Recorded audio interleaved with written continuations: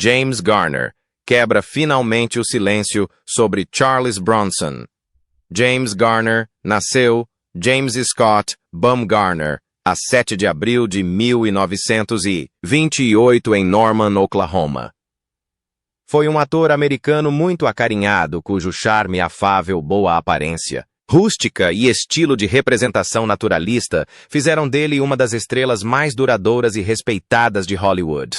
A carreira de Garner abrangeu mais de 5 décadas, incluindo televisão, cinema e dobragens. Deixou uma marca indelével na cultura pop americana.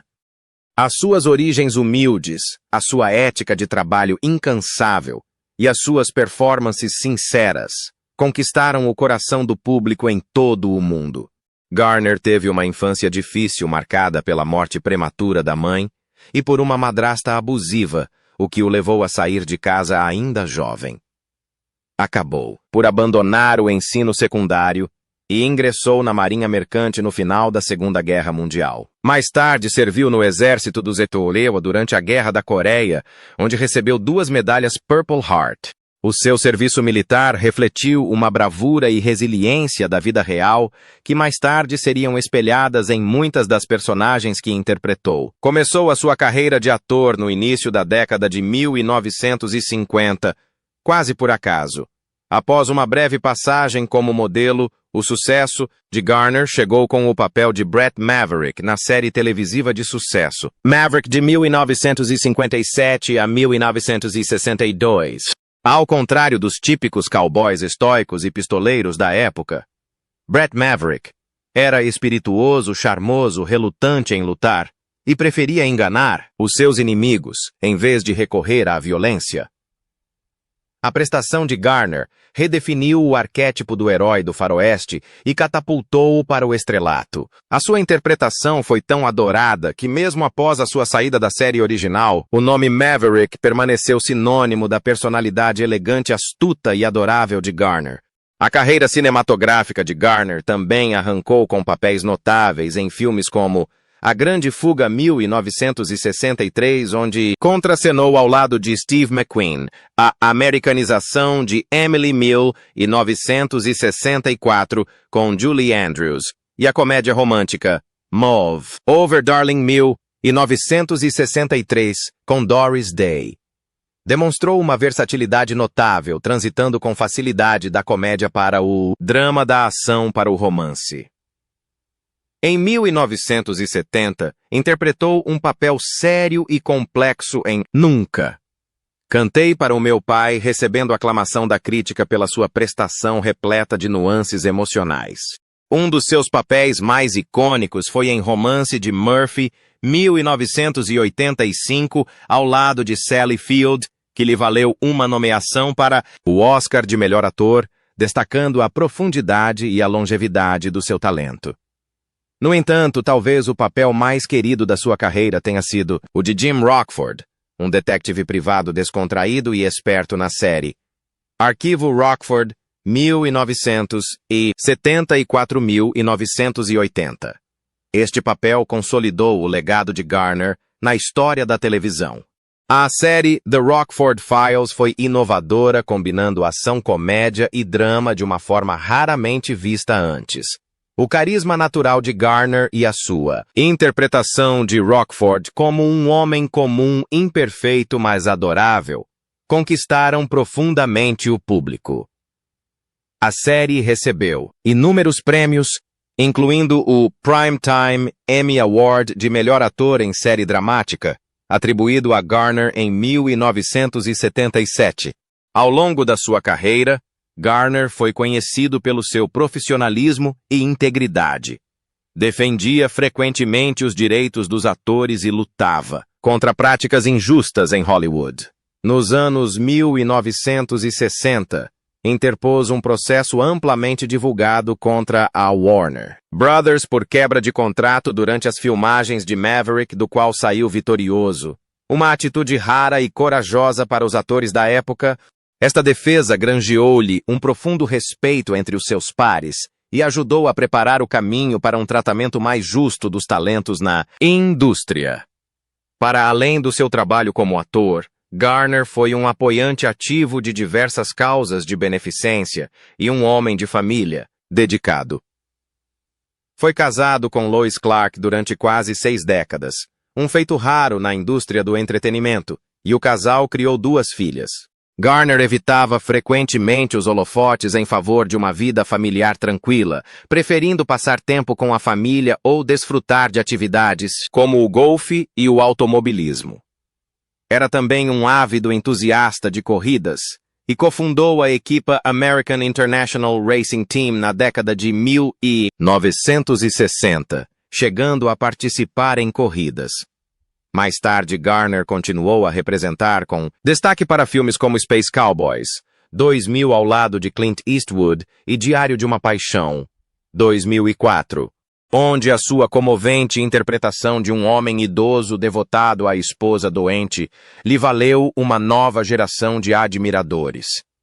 A profundidade emocional e o poder discreto do filme demonstraram a capacidade duradoura de Garner para conferir graça, dignidade e autenticidade aos seus papéis, mesmo nos seus últimos anos.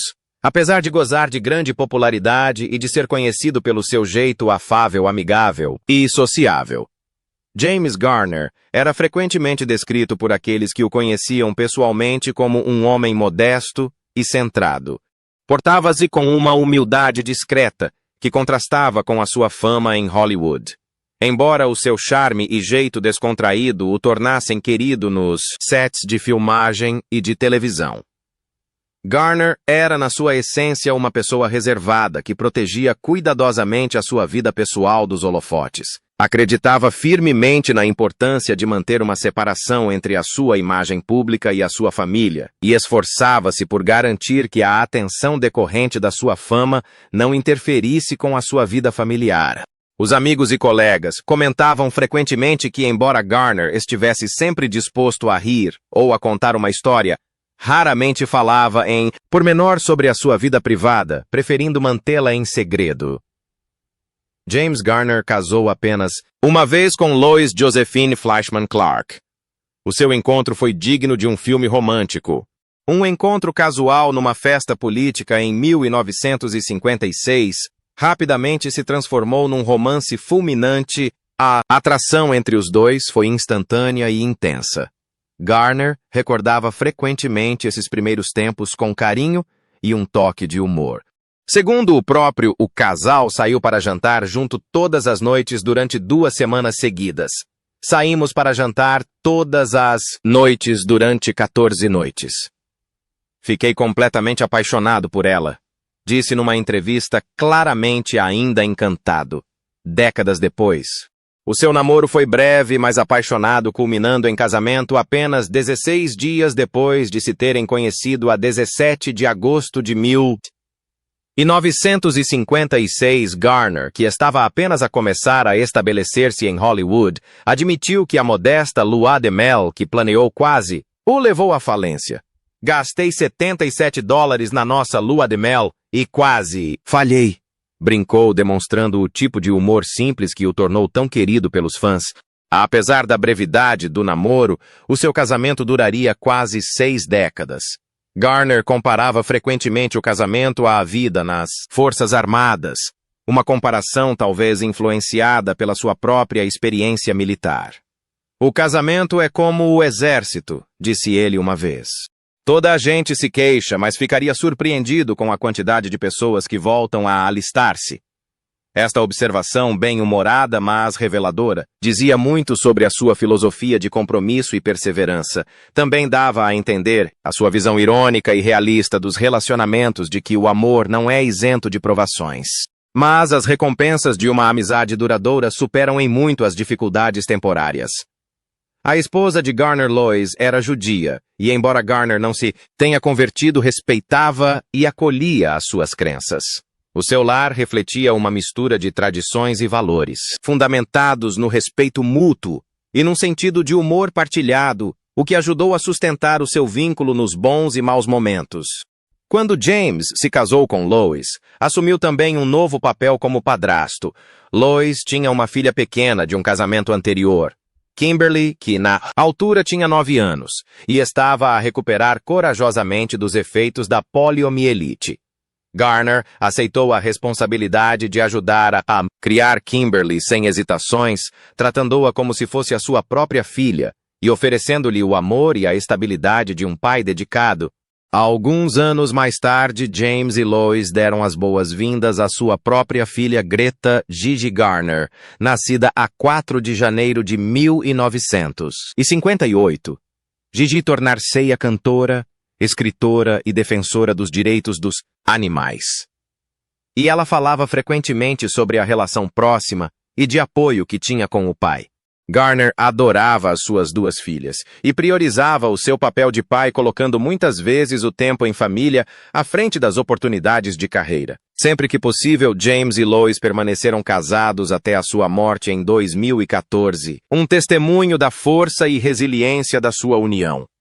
No entanto, o seu longo casamento não foi isento de desafios. O casal passou por 2 períodos significativos de separação. O primeiro ocorreu em 1970 e durou cerca de 3 meses. Segunda separação, mais substancial, começou em 1979, no auge da carreira de Garner, e durou aproximadamente 2 anos. Durante este período, James viveu sozinho, dividindo o seu tempo entre o Canadá e uma casa alugada no Vale de San Fernando. Apesar do tempo, separados nunca se divorciaram e o vínculo entre ambos revelou-se inquebrável. Em setembro de 1981, James e Lois reconciliaram-se, reafirmando o seu compromisso um com o outro e permanecendo juntos para o resto da vida de Garner. Em entrevistas posteriores, Garner foi sincero sobre os motivos da separação. Sempre enfatizou que o término não foi resultado de desentendimentos pessoais ou conjugais, mas sim devido às crescentes pressões da sua carreira de ator. No final da década de 1970, Garner era a estrela de The Rockford Files, um papel que exigia muito dele, tanto a nível físico como emocional. Como protagonista, aparecia em praticamente todas as cenas da série, e a sua carga de trabalho era inexorável. Para piorar a situação, sofria de dores crônicas devido a uma artrite severa nos joelhos, bem como problemas nas costas e no pescoço que o afligiam desde uma grave lesão sofrida durante a realização de cenas de ação.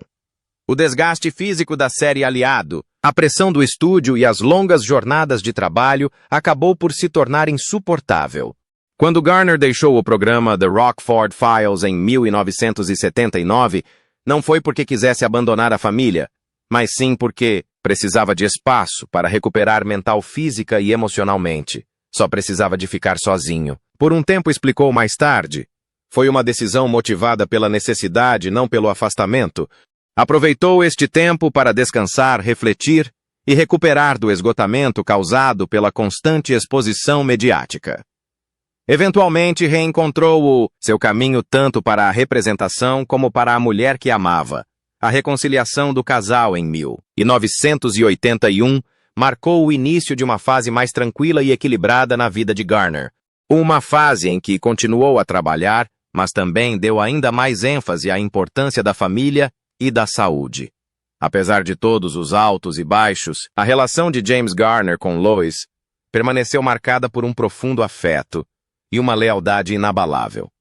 A sua história de amor, embora não isenta de dificuldades, foi alicerçada na amizade, no respeito mútuo e em experiências partilhadas. Talvez seja um dos legados menos conhecidos, mas mais duradouros de um homem que, apesar de todo o glamour de Hollywood, nunca perdeu de vista o que mais importava: o amor à família e viver com integridade. James Garner, o icônico ator conhecido pelos seus papéis em Maverick e Rockford Archive, é também conhecido pela sua postura discreta fora do ecrã.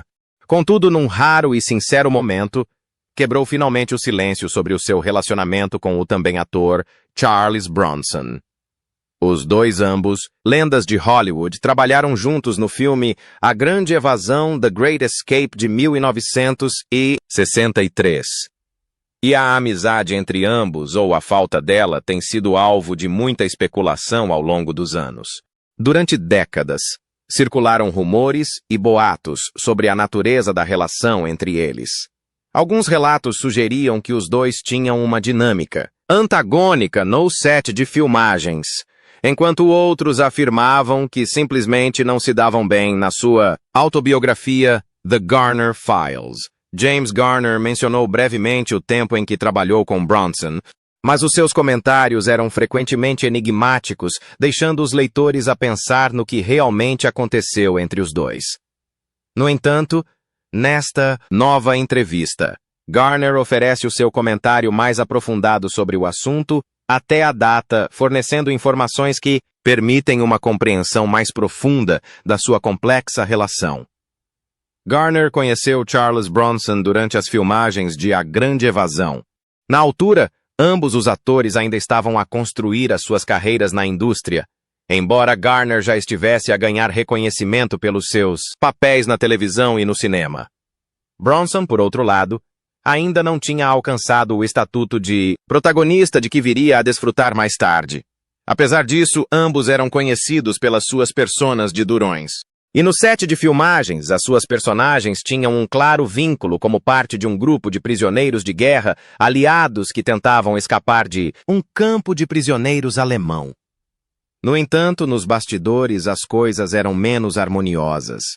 Garner recorda que Bronson, embora profissional, era uma pessoa tranquila e reservada, muito diferente da extrovertida e descontraída Garner.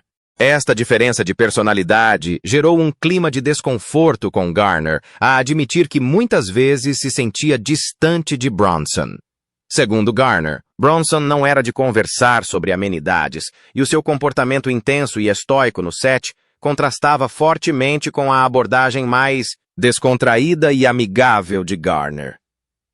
Ambos se tornaram sinônimos da imagem de durão em Hollywood, mas a forma como abordavam as suas personagens era muito diferente. Garner, conhecido pelos seus papéis em Maverick e Rockford Archive, infundia frequentemente nas suas personagens um sentido de humor e charme. Ficou famoso por interpretar personagens engenhosas e espirituosas que usavam a sua inteligência e raciocínio rápido para lidar com situações difíceis. Garner acreditava que demonstrar vulnerabilidade e humor perante a adversidade tornava uma personagem mais cativante e com a qual o público se identificava mais. Por outro lado, as personagens de Charles Bronson eram o epítome da dureza e do estoicismo, conhecido pelos seus papéis em filmes de ação intensos, como Desejo de Matar. E o mecânico Bronson interpretava frequentemente homens de poucas palavras com uma determinação inabalável e um sentido de justiça violento. Embora Garner admirasse a dedicação de Bronson à sua arte e à sua interpretação de personagens, Duras também acreditava que a abordagem de Bronson na representação o tornava um pouco distante tanto dentro como fora do ecrã. Este forte contraste nas suas personalidades contribuiu para a tensão entre os dois, com Garner a admitir que, por vezes, achava difícil identificar-se com a solenidade de Bronson. Apesar das diferenças, Garner reconhece que existia um certo respeito entre ele e Bronson. Ambos. Os atores tiveram de navegar pelo mesmo terreno difícil em Hollywood, onde as suas imagens de durões eram tanto uma bênção como uma maldição. Enfrentaram desafios semelhantes, incluindo a pressão para manter as suas imagens públicas e as dificuldades da transição da televisão para o cinema. No entanto, Garner admite que houve momentos em que viu um lado mais humano de Bronson, que nem sempre era aparente para o público, nos momentos de folga quando as câmeras não estavam a filmar. Garner recorda algumas raras ocasiões em que ele e Bronson partilhavam histórias sobre os seus primeiros anos em Hollywood. Embora estes momentos fossem raros, ofereceram a Garner um vislumbre do homem por detrás da aparência dura.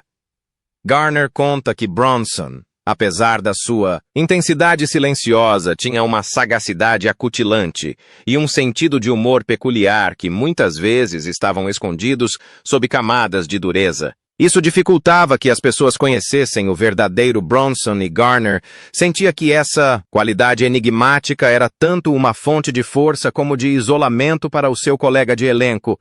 Com o avançar das suas carreiras, a relação entre Garner e Bronson arrefeceu ainda mais.